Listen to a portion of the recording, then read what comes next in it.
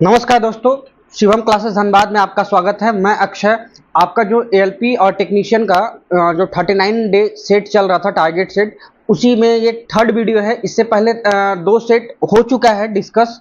अगर आपने अब तक नहीं देखा है तो प्लेलिस्ट बन चुकी है, प्लेलिस्ट पे जाके आप देख सकते हैं, और नहीं तो आप वीडियो के डिस्क्रिप्शन में भी लिंक होगा सेट 1 का और सेट 2 का, आप वहां से देख सकते हैं। ये कंप्लीट पीवाईक्यू क्वेश्चंस होगा, जिसमें 30 शिफ्ट पिछले साल 2018 में एलपी टेक्नीशियन के टोटल 30 शिफ्ट में एग्जाम हुए थे, और साथ में 9 सेट जो सीबीटी 2 हुए थे। टोटल सेट इसमें मैं सॉल्व करवाऊंगा। ये मैथ्स का क्लास है, इसके बाद रीजनिंग का क्लास आएगा, और शिवम से आपको साइंस और जीके का क्लास लेके आएंगे। ठीक है, तो ये जो भी क्वेश्चंस होगा, वो क्वेश्चंस कहाँ से है मैं बता देता हूँ, देख लीजिए आप। यहाँ से जो भी क्वेश्चंस लिया गया है ना, सारा लिया गया है किरण पब्लिकेशन का बुक से। TCS PYQ railway mathematics year wise और सेट वाइज क्वेश्चन बैंक आया हुआ है किरण पब्लिकेशन का। इसमें 2018 से 2023 तक के जितने भी क्वेश्चंस हैं, सभी को कंपाइल करके 255 सेट में बन के तैयार हुआ है। इसी बुक से सारा क्वेश्चंस है। इस बुक में खास बात यह है कि इनमें एनटीपीसी से लेके एलपी, साथ में डिपार्टमेंटल भी जो भी एग्जाम हुआ था, सभी का सेट इसमें इंक्लूड किया गया है। तो आप इजीली इनमें सेट लगा सकते हैं। अगर आपको लेना है तो नज़दीकी बुक स्टोर पे अवेलेबल है, आप जाके ले सकते हैं। तो चलिए स्टार्ट करते हैं सेकेंड पहले क्वेश्चन से।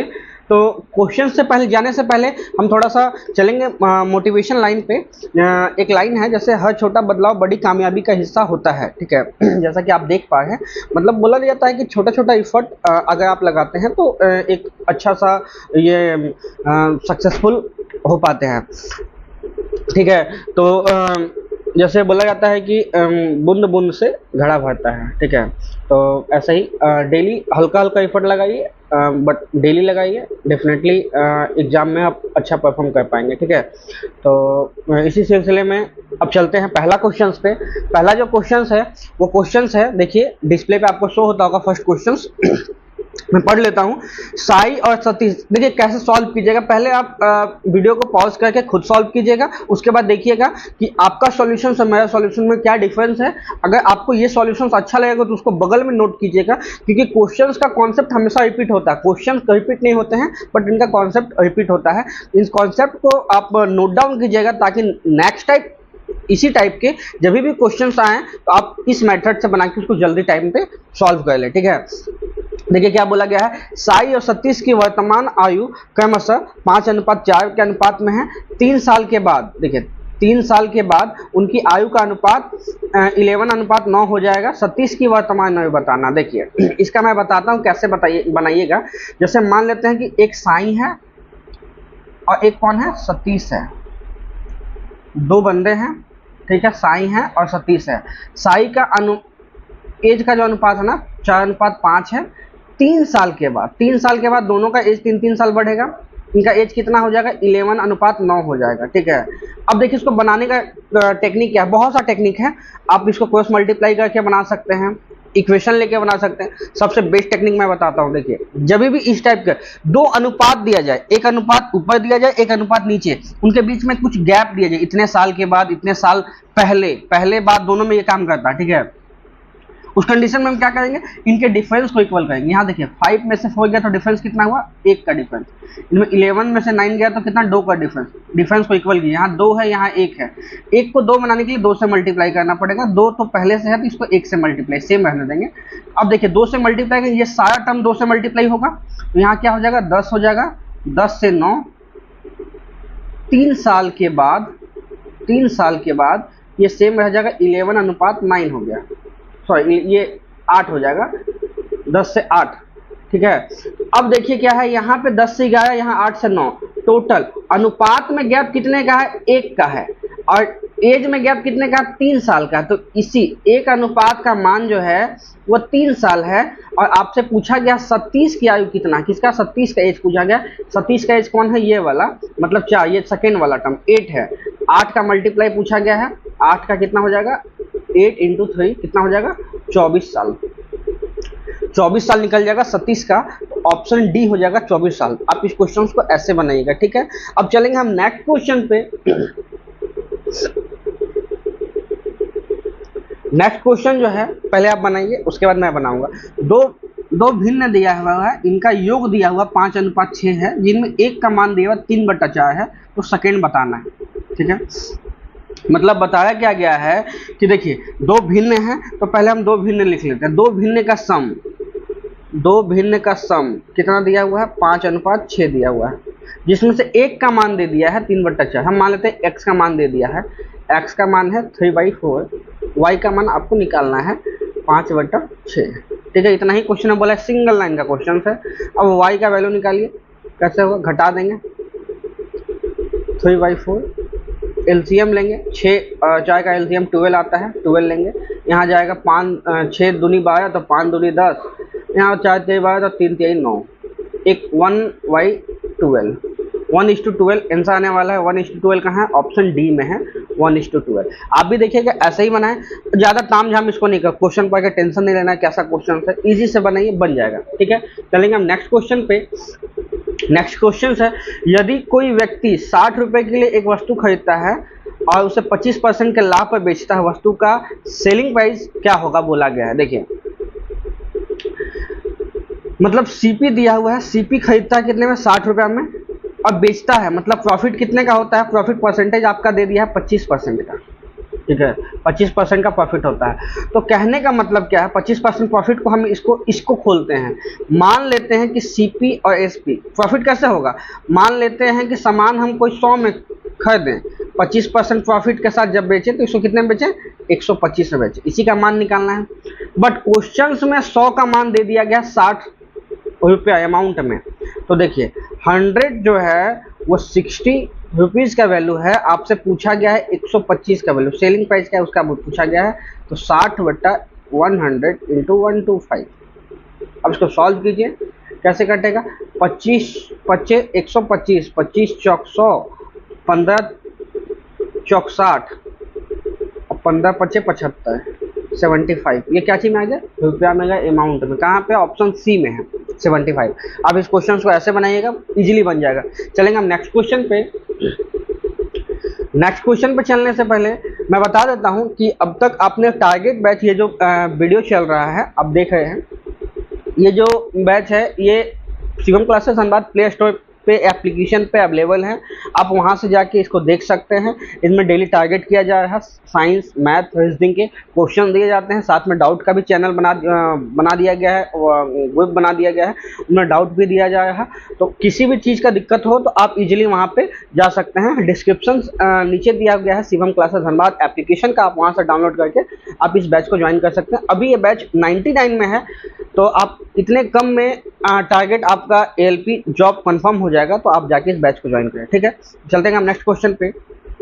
क्रिस पार्थिव से 5 साल छोटा है, क्रिस जो है पार्थिव से 5 साल छोटा है, 8 साल पहले क्रिस की आयु का तिगुना पार्थिव। देखिए जब भी तिगुना दुगुना दिया हो ना, तो पहले इजीली बनाएंगे, पहले जहां जहां ये देखिए सेंटेंस कंप्लीट कहाँ होता है, जहां पे लंबी लाइन खींच दी वहां पे सेंटेंस कंप्लीट है। ठीक है, तो सेंटेंस कंप्लीट तक क्या लिखा हुआ, क्रिस पार्थिव से 5 साल छोटा है, तो हम पहले पार्थिव का एज मानेंगे, पार्थिव को हम मानेंगे x, हम मान दिए, तो क्रिस का एज क्या हो जाएगा, क्रिस का एज क्या हो जाएगा, 5 साल छोटा है तो x - 5।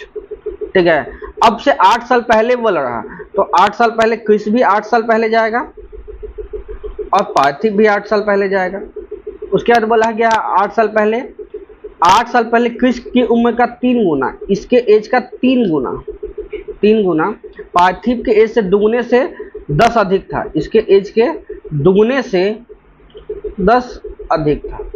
ठीक है, जैसा क्वेश्चन बोला गया मैंने वैसा बनाया, 3 गुना से 2 गुना से 10 अधिक है। ठीक है, आप देख लीजिए। अब इसको सॉल्व करते हैं, यहाँ पे क्या हो गया 3 आ गया, यहाँ पे आ गया x - 13, जब इसको सॉल्व किया तो क्या आ गया 2x - 8 + 10।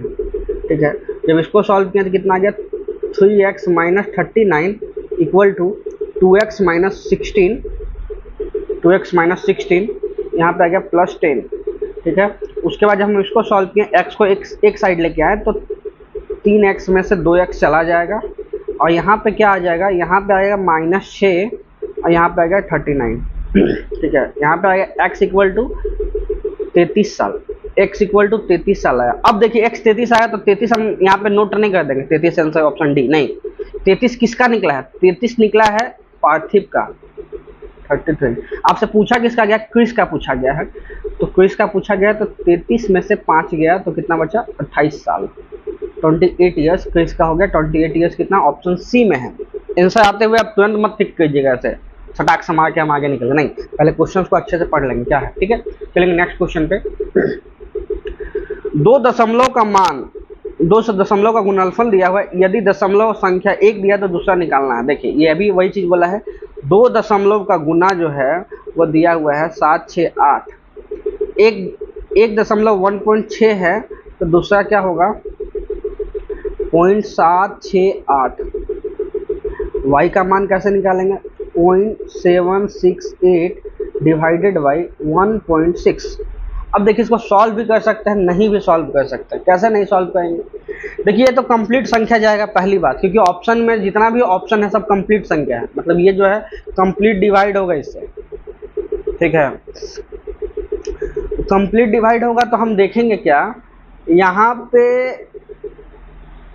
पॉइंट हटाएंगे 3 शून्य लगाएंगे, पॉइंट हटाएंगे 1 शून्य लगाएंगे, एक से एक गया, ठीक है। मतलब क्या है कि दो शून्य वाला आना, दो पॉइंट के बाद 2 अंक आएगा, पॉइंट के बाद 2 अंक दोनों में है। अब देखिए कंप्लीट जब डिवाइड होगा तो पहला ऑप्शन देखते हैं, देखिए 8 से मतलब 0.48 है, अगर 1.6 को करेंगे तो 8 यहाँ पे यूनिट डिजिट है, यहाँ पे 6 है यूनिट डिजिट, तो 8 का 48, यहाँ 8 आया, हो सकता है, ठीक है। 7 से देखते हैं, यहाँ पे यूनिट डिजिट 6 है, यहाँ पे यूनिट डिजिट कितना है, 7 है, लास्ट का अंतिम अंक, 6 7 42, यहाँ 2 नहीं है तो ये नहीं होगा, यहाँ भी 7 है तो ये भी नहीं होगा, यहाँ पे 4 है, 2 है, 2 को 6 से करते हैं ना तो लास्ट में 2 आता है, 6 दूनी 12 मतलब लास्ट के 2 आएगा, तो ये भी आंसर नहीं होने वाला है। एक ही ऑप्शन बचा आपका 0.48। अब डिवाइड भी कर लीजिएगा, पक्का यही आने वाला है, बट इस क्वेश्चन को वैसे कीजिएगा लास्ट वाली संख्या से कीजिएगा कि लास्ट वाला संख्या अगर 8 है, इनमें 6 है, तभी मल्टीप्लाई होकर लास्ट में अंतिम अंक कितना बचा, 8 बचेगा, 8 का 48 का मतलब 8, ठीक है। इसको आप वैसे कीजिएगा। चलेंगे नेक्स्ट क्वेश्चन पे। नेक्स्ट क्वेश्चन ये थोड़ा सा ठीक क्वेश्चन, कैलकुलेशन थोड़ा दे दिया है इसमें। बैडमिंटन खेलने के लिए इस्तेमाल किया वाला शटल कॉक, मतलब जो कॉक खेलते हैं हम लोग, छोटा सा होता है, उनमें छिन्नक जैसा होता है, वो छिन्नक के आकार का ही होता है। छिन्नक का बाहरी व्यास दे दिया गया है, इंटरनल व्यास भी दे दिया गया, पूरा शटल कॉक का ऊंचाई दे दिया गया है, बाहरी सतह का क्षेत्रफल पूछा गया, बाहर में कितना सतह आप टच कर पाते हैं उनका क्षेत्रफल पूछा गया। मैं छोटा सा कंफ्यूजन होगा, मैं बता दूंगा, उस कंफ्यूजन से आपसे बच जाइएगा तो क्वेश्चन सही बन जाएगा। देखिए शटल कॉक कैसे बनता है,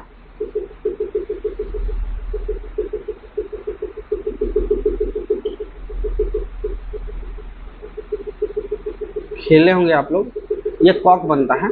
कॉक में जो ये क्षेत्रफल है इसको बोलते हैं हम, मान लेते हैं इसको कैपिटल आर, ठीक है। ये कितना दिया हुआ है, बाहरी व्यास दिया हुआ 5, तो ये कितना हो जाएगा 2.5। इंटरनल हो गया, कितना दिया हुआ है 2 सेंटीमीटर, क्या दिया है व्यास दिया है, तो रेडियस कितना हो जाएगा, छोटी आर मानते हैं इसको 1 सेंटीमीटर। साथ में इन दोनों का हाइट, हाइट कितना दिया हुआ 7 सेंटीमीटर, ठीक है। अब देखिए जब भी बाहरी सतह का क्षेत्रफल निकालना हो ना, तो क्षेत्रफल क्या होता है, वैसा जगह जो हम टच कर सके। टच क्या क्या कर सकते हैं, एक ये वाला चीज, ये वाला अंदर वाला टच नहीं कर पाएंगे, ये वाला चीज, इन जगहों को हम टच कर पाएंगे, कहाँ तक, यहाँ तक टच कर पाएंगे, उसका टच नहीं कर पाएंगे, ठीक है। बाहरी सतह का क्षेत्रफल जब निकालना होगा, तो बाहरी सतह का क्षेत्रफल जब हम निकालेंगे तो कैसे कैसे हो सकता है, इसका फॉर्मूला क्या होगा, पहले इसका फॉर्मूला होगा, अगर देखिए छिन्नक नहीं होता तो क्या लिखते हैं हम, पाई आर एल प्लस 2 इंटू छोटी रेडियस का स्क्वायर, छोटी रेडियस का स्क्वायर लिखते हैं 2 इंटू, ठीक है, ये होता है। अब हम इसमें छिन्नक है, तो छिन्नक है तो हम कैसे लिखेंगे इसको, छिन्नक के लिए हम लिखेंगे pi capital R plus small R into L plus 2 into pi small R का होल स्क्वायर, ये होता है। इसके लिए पहले हमको एल निकालना पड़े, एल निकालते हैं। एल क्या होता है, एल होता है ना ये, तो ये हाइट, ठीक है। इसके लिए हमको ये वाला स्लैंट हाइट होता है ना, ये निकालना है। ये 90 डिग्री का एंगल बनता है, ये 2.5 है, ये 7 है, तो ये वाला निकल जाएगा। कैसे निकलेगा, पाइथागोरस से निकलेगा। निकालते हैं पाइथागोरस से। ये होगा क्या, ये होगा R minus capital R minus small R plus H का होल स्क्वायर, यहाँ से स्लैंट हाइट निकलता है, स्लैंट हाइट, तो ये कुछ है, ये निकालते हैं। देखिए 2.5 में से 1 गया तो कितना बचा 1.5, 1.5 का होल स्क्वायर प्लस 7 का होल स्क्वायर, यहाँ पे कितना आ गया एल, यहाँ पे आ गया 2.25, यहाँ पे आ गया 49, टोटल कितना हो गया, टोटल आपका हो गया 51 पॉइंट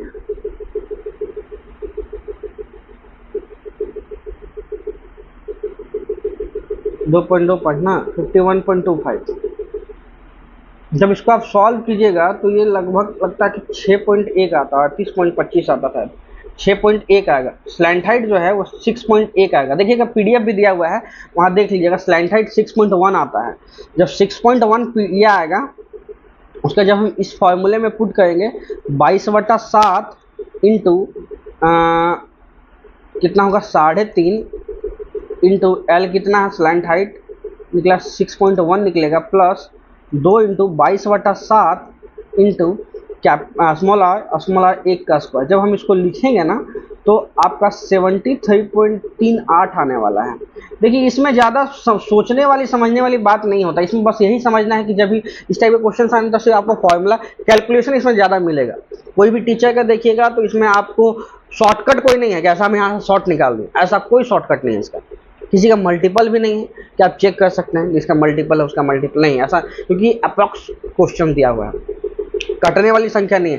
सिर्फ फॉर्मूला निकालिए, फॉर्मूला निकालने के बाद इसको सॉल्व कीजिए। हो सकता है कहीं मिस्टेक होगा बनाने में, शायद यहाँ 6.1 आता है हमको जहाँ तक याद है, तो ये चीज़ को देखिएगा। यहाँ पे जो भी बनता है आप ये देख लीजिएगा, ऑप्शन डी आने वाला है इसका आंसर। बस फॉर्मूला बस ध्यान रखिए, यही फॉर्मूला होता है, कहीं भी पढ़िए यही फॉर्मूला होता है, जिसको सत्ता को हम बाहर से चूज सकते हैं। चलेगा नेक्स्ट क्वेश्चन पे। नेक्स्ट क्वेश्चन है आपका, कौन सी संख्या एक पूर्ण वर्ग है कंप्लीट स्क्वायर के फॉर्म में, स्क्वायर रूट के फॉर्म में हम निकाल सकते हैं बाहर। 324 को निकाल सकते हैं, 327 का नहीं, 333 को भी नहीं निकाल सकते, 192 को भी नहीं, 196 को निकाल सकते हैं, 441 को बाहर आ सकता है। 21 का स्क्वायर है ये, 21 का स्क्वायर कितना होता है 441 होता है, ये हो जाएगा ऑप्शन ए। चलेंगे नेक्स्ट क्वेश्चन पे। एक 150 मीटर लंबी ट्रेन 54 किलोमीटर प्रति घंटा की गति से यात्रा करके 42 सेकंड में एक प्लेटफॉर्म को पार करती है। प्लेटफॉर्म की लंबाई आपसे पूछा गया है, ठीक है। देखिए जब भी प्लेटफॉर्म की लंबाई पूछा जाए, एक ट्रेन है, एक ट्रेन या गुफा को पार करे, गुफा का मतलब कैनाल, ठीक है, या फिर प्लेटफॉर्म को पार करता है। जब भी इन केस में पार होता है ना, तो इनके पास खुद का लंबाई है, एक ट्रेन का भी लंबाई है, एक प्लेटफॉर्म का लंबाई है या कैनाल का लंबाई है। इन दोनों को पार करने, देखिए प्लेटफॉर्म कभी चलता नहीं है, फिक्स होता है। चलेगा कौन, ट्रेन चलेगा, ट्रेन जितनी स्पीड से चलेगा प्लेटफॉर्म को उतना जल्दी पार कर जाएगा। अगर ट्रेन स्लो चलेगा तो प्लेटफॉर्म को पार करने में थोड़ा सा समय लगेगा उसको, ठीक है, क्योंकि प्लेटफॉर्म चलता नहीं है, प्लेटफॉर्म एक जगह कांस्टेंट रहता है, ये चीज ध्यान रखिएगा। तो मान लेते हैं कि प्लेटफॉर्म का लंबाई को हम x मान लेते हैं, प्लेटफॉर्म का लंबाई को x मानते हैं। तो होता क्या है, जब भी देखिए स्पीड इक्वल टू क्या होता है, डिस्टेंस बाई टाइम होता है, ठीक है, speed equal to distance by time होता है। तो टाइम इक्वल टू क्या होगा, डिस्टेंस बाई स्पीड होगा। अब देखिए यहाँ पे हमको क्या क्या दिया हुआ है, यहाँ पे दिया हुआ है ट्रेन का लंबाई, फॉर्मूला क्या होता है कि टोटल लंबाई क्या है, डिस्टेंस मतलब लंबाई, एक हो गया प्लेटफॉर्म का लंबाई x, एक ट्रेन का लंबाई हो गया 150। इन दोनों को पार करेगा कौन, ट्रेन पार करेगा 54 किलोमीटर प्रति घंटा से। ये मीटर में दिया हुआ है, पहले 54 किलोमीटर प्रति घंटा को हम चेंज कर लेंगे। स्पीड दिया हुआ है आपके पास, यहाँ पे नहीं लिखते, हम यहाँ लिखते हैं, चलिए स्पीड दिया है आपके पास 54 किलोमीटर प्रति घंटा, इसको हम चेंज करेंगे मीटर प्रति सेकेंड में। मीटर प्रति सेकंड में कैसे चेंज करेंगे, इसको बस 5/18 से गुना कर दीजिए, 18 × 54 तो 5 × 15 मीटर पर सेकंड। मीटर पर सेकंड में इसलिए किया क्योंकि सारा यूनिट जो है ना मीटर पर सेकंड में दिया हुआ है, तो कैलकुलेशन आसान हो जाएगा मेरे लिए, ठीक है। स्पीड कितना दिया हुआ भाई, स्पीड दिया हुआ 15 मीटर पर सेकंड, 15 मीटर पर सेकंड। टाइम कितना लगा, 42 सेकंड लगा। देखिए इस फॉर्मूला को मैं पुट किया हूँ, ठीक है। अब यहाँ पे लिखेंगे x प्लस 150, 15 को 42 से मल्टीप्लाई किया, 15 को 40 से करेंगे तो 600 आएगा, 2 से करेंगे तो 30 आएगा, तो 630 आ गया आपके पास, 630। x इक्वल टू क्या हो गया, 630 में से 150 घट जाएगा तो कितना आएगा, 80 आएगा लास्ट में, ठीक है।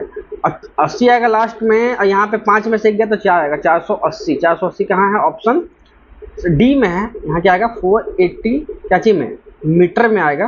कितना है, ऑप्शन डी में 480 मीटर। होप सो आपको समझ में आया हो, ऐसा ही बनाइएगा, इजी बन जाएगा, ठीक है। चलेंगे हम नेक्स्ट क्वेश्चन पे। नेक्स्ट क्वेश्चन है, बोला गया है कि नौका 2001 से 6 की अवधि के दौरान प्रतिवर्ष औसत वेतन निकालना। जैसे ये वेतन दिया हुआ ना, इनको जोड़ना है और संख्या से डिवाइड देना है। पहले हम जोड़ते हैं वेतन के लिए। औसत वेतन कैसे होता है, औसत निकालने के लिए क्या करते हैं, सभी संख्या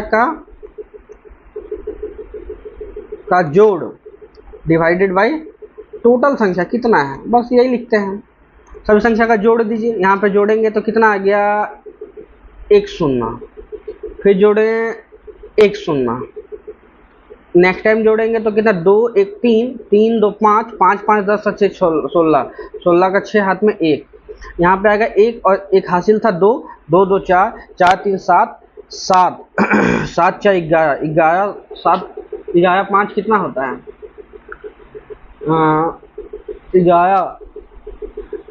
11 10 ना, 11 10 21 आ गया, 216 डबल जीरो। कितनी संख्या है, 1 2 3 4 5 6 है, 6 संख्या। जब काटेंगे तो ये जलाएगा 36 बार में, 2 0 7 में चिपकेगा तो 36 डबल जीरो आंसर आने वाला औसत।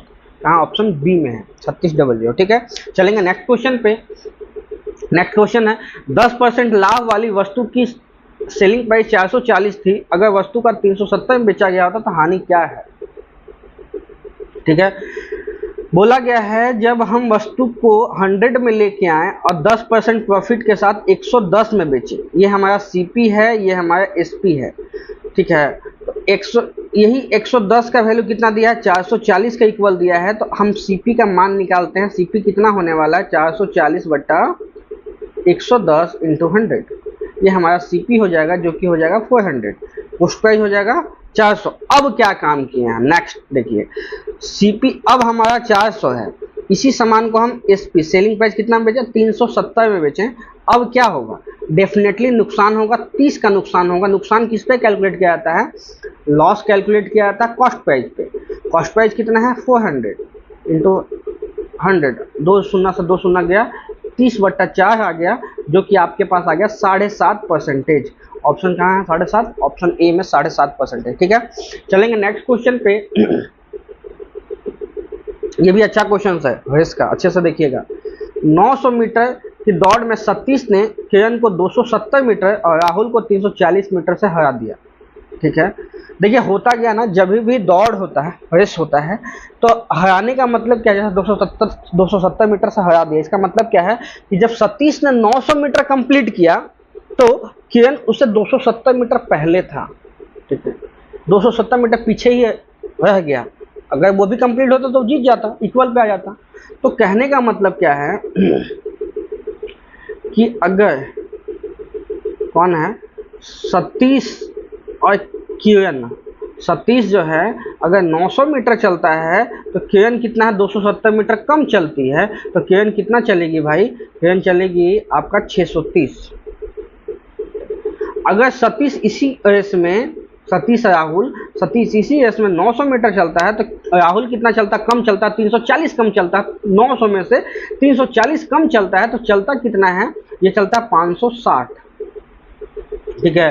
अनुपात को इक्वल करेंगे, यहाँ सतीश है, यहाँ भी सतीश है, सतीश 900, तो हम किरण से राहुल का अनुपात निकालेंगे तो कितना हो जाएगा, 630 से 560, 0 से 0 काट देंगे, 7 से काटेंगे, 7 9 63, 37 8 56, 9:8। अब बोला गया है, देखिए यहाँ कौन जीतेगा, कौन यहाँ पे स्पीड किसका ज़्यादा है, किरण का ज़्यादा है, तो यही जीतेगा। अब देखिए किरण बोला है उसी रेस में, मतलब 900 मीटर चलेगा, इवन इसको 900 मीटर चलाइए, 100 से गुना करेंगे, इसको भी 100 से मल्टीप्लाई कर देंगे, क्योंकि मल्टीप्लाइंग फैक्टर सेम रखते हैं। अगर किरण 900 मीटर चलेगा तो राहुल कितना ही चलेगा, उसी रेस में 800 ही चलेगा।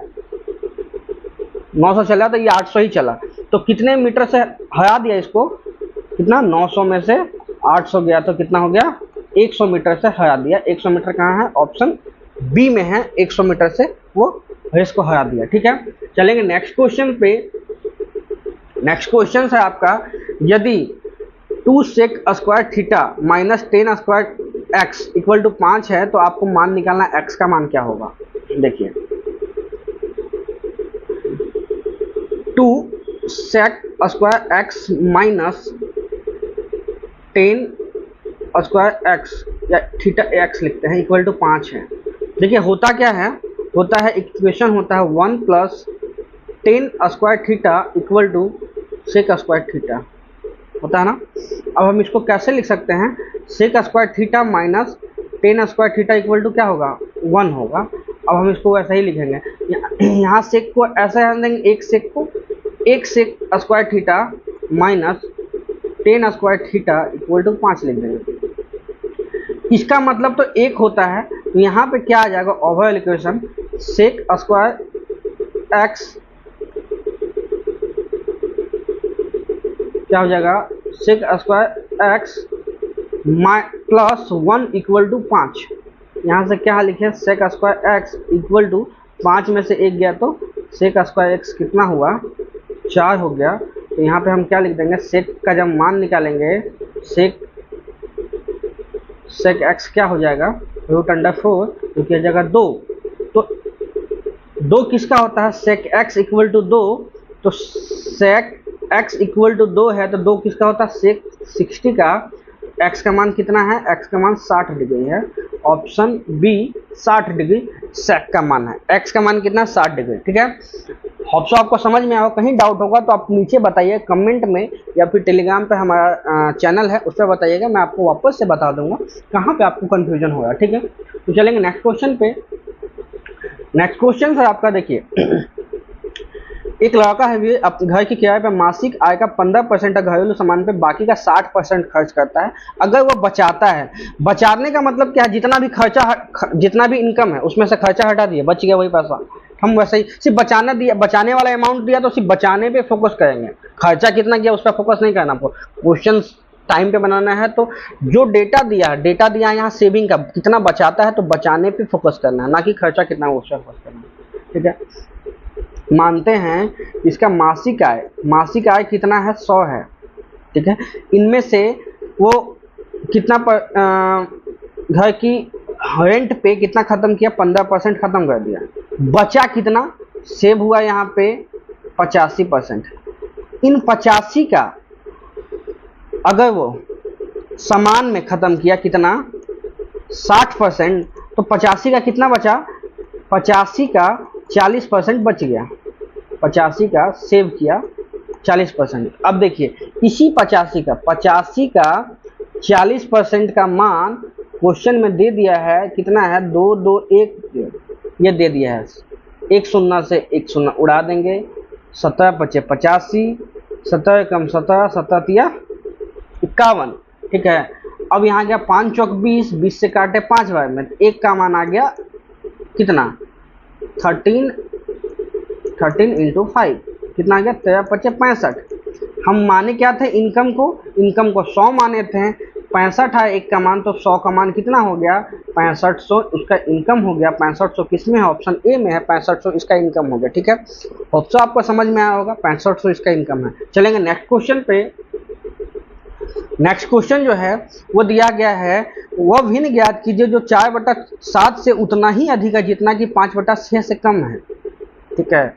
तो इसको देख कैसे बनाएगा, उतना ही अधिक है, उतना ही अधिक का मतलब डिफरेंस दिया हुआ है, 4/7 से उतना ही अधिक है जितना कि 5/6 से कम है, ये चीज बोला गया है।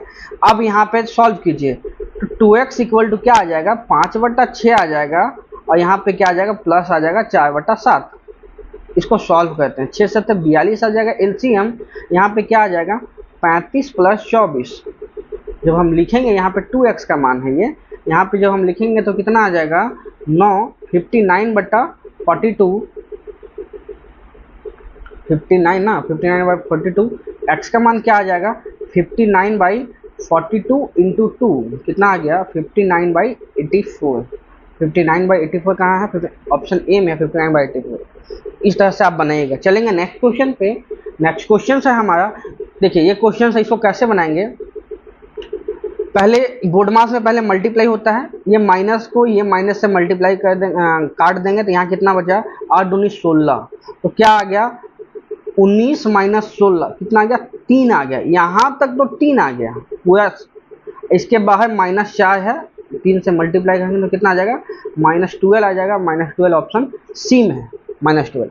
चलेंगे नेक्स्ट क्वेश्चन पे। नेक्स्ट क्वेश्चन है, पहले 5 त्रिकोणीय संख्या का माध्य निकालना है। त्रिकोणीय संख्या क्या होती है? त्रिकोणीय संख्या होती है जिसको हम x + 1/2 के फॉर्म में हम लिख सकते हैं, उसको त्रिकोणीय संख्या बोलते हैं। या फिर वैसी संख्या जिनके बीच में डिफरेंस जो है अगली संख्याओं से बढ़ते चले, उनको ये बोलते हैं। यहाँ पे देते हैं x का मान हम अगर हम 1 रखते हैं तो संख्या क्या आती है, 1 रखेंगे तो क्या आ जाएगा 1 × 2 डिवाइडेड बाई 2, 1 रखें तो 1 आ गया। x का मान 2 रखें तो क्या आया 2 × 3 डिवाइडेड बाई 2 मतलब 3 आ गया। x का मान 3 रखें तो क्या आया 3 × 4 डिवाइडेड बाई 2 6 आ गया। x का मान जब हम 4 रखें तो क्या आया 4 × 5 डिवाइडेड बाई 2 10 आ गया। x का मान 5 रखें तो क्या आया 5 × 6 डिवाइडेड बाई 2 कितना आ गया 3 मतलब 15 आ गया, 15 आ गया। अब देखिए इसका माध्य निकालना है, तो माध्य कैसे निकालेंगे, माध्य निकालेंगे सभी संख्या को जोड़ देंगे, 1 के साथ 3 को, फिर 6 को, फिर 10 को, फिर 15 को। जोड़ने के बाद संख्या कितना निकला 5 संख्या है, 3 2 5 से डिवाइड दे देंगे तो कितना आता है 35/5 जो कि आएगा आपके पास 7 इसका आंसर होने वाला है। चलेंगे अब नेक्स्ट क्वेश्चन पे, 7 किसमें ऑप्शन ए में है 7। चलेंगे नेक्स्ट क्वेश्चन पे। नेक्स्ट क्वेश्चन है, दीप्ति ने 175 रुपये में एक कप का सेट खरीदा, लेकिन बाद में इसे पुराने स्टॉक को खाली करने के लिए 161 में बेच दिया है, हानि कितना है? जैसे 175 में कोई सामान खरीदा और इसको बेच दिया 161 में, ये सीपी है ये एसपी है, क्या होगा फायदा होगा कि नुकसान होगा? जब सेलिंग प्राइस कम हो तो नुकसान होता है। हानि कितने का है?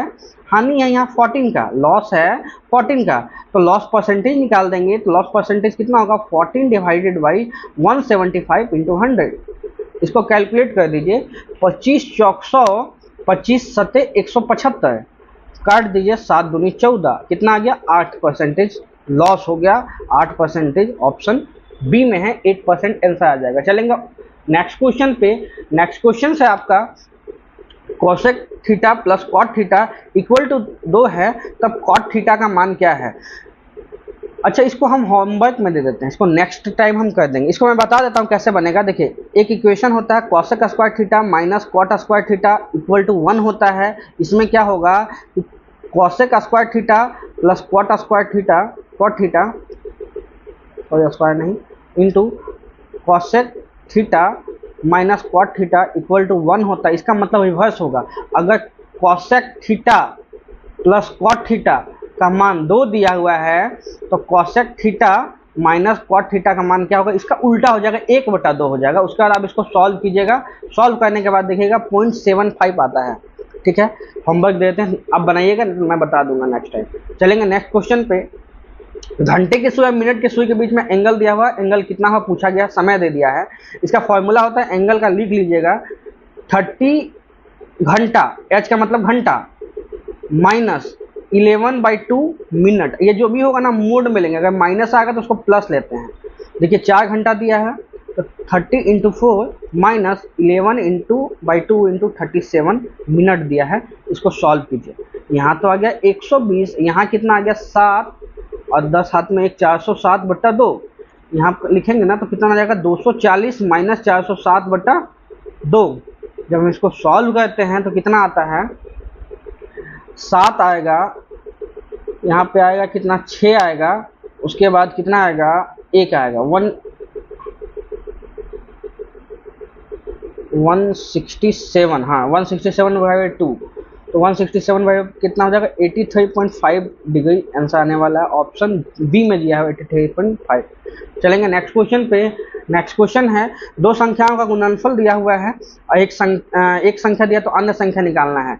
2 संख्या, एक संख्या दूसरी संख्या दिया हुआ कितना इतना दिया हुआ y का मान निकालना है, तो y का मान इसको आप सॉल्व हमने मत कीजिएगा। यहाँ पे एक चीज ध्यान दीजिए, यहाँ पे 3 अंक के बाद पॉइंट है, यहाँ 1 अंक के बाद पॉइंट है। 1 अंक के बाद पॉइंट वाला कट जाएगा तो ऊपर ओवर जाएगा ना, पॉइंट के बाद 2 संख्या आने वाली, कुछ भी संख्या है पॉइंट के बाद 2 संख्या आएगी। पॉइंट के बाद 2 संख्या ऑप्शन सी में है, पॉइंट के बाद 2 संख्या।